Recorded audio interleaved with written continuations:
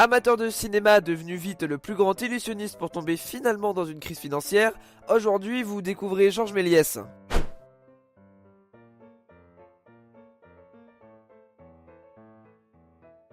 Notre cinéphile est né en 1861. Il vit une vie heureuse mais à l'écart encore des pratiques du 7e art. Mais heureusement pour lui, il découvre le 26 décembre 1895 avec émerveillement sa première représentation publique à Paris au cinématographe des fameux Frères Lumière.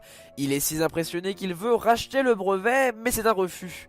Il se tourne donc vers un ami londonien Robert Paul et il tourne son premier film en 1896, le très célèbre Une partie de cartes, dans lequel il utilise pour la première fois l'arrêt sur caméra qui va forger bien évidemment son style.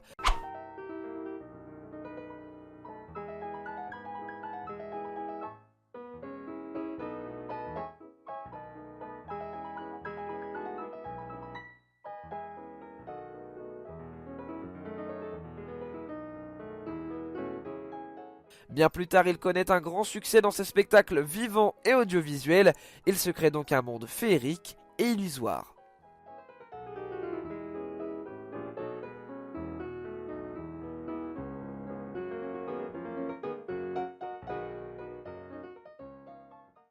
Georges Méliès est à la fois connu pour ses nombreuses techniques illusoires inédites dans le monde, comme les fondus ou encore les décors trompe-l'œil, mais aussi pour son ingéniosité en inventant le concept du storyboard, les scénarimages en français. Il construit son premier studio de cinéma dans la propriété de son père, à Montreuil, en 1897. Un des films les plus connus et les plus acclamés est Le Voyage dans la Lune en 1902, un film entre fiction et imagination avec cette lune bien familière et ses personnages qui se rendent dessus et qui rencontrent un petit peuple qui les enlève avant de retourner sur Terre pour faire part de leur progrès scientifique.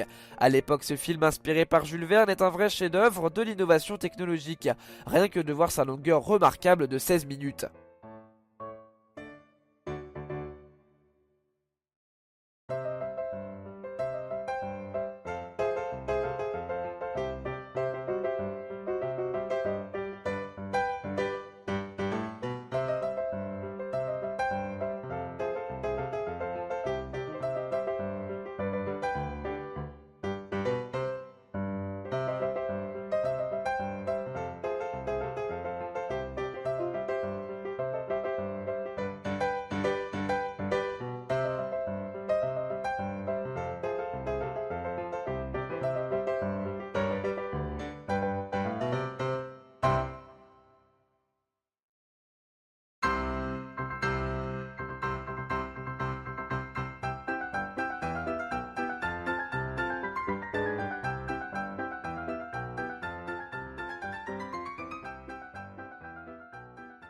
Georges Méliès, après avoir participé à son empire de Star Film racheté en 1911 par Pathé, quitte ses activités et perd sa femme pendant la guerre mondiale. Il reste seul avec ses deux enfants et vit dans une situation financière compliquée, en plus de se faire enlever son théâtre Robert Houdin. De 1915 à 1923, il réalise des films pour essayer de sauver sa situation. Il revend même en 1923 sa propriété devenue alors cabaret d'opérette. Ses caisses de films sont vendues aux forains et brûlées pour en extraire l'argent. Mais l'ironie du sort, tous les films brûlés sont des copies ou des films piratés. Ouf, quelle anecdote pour notre JM.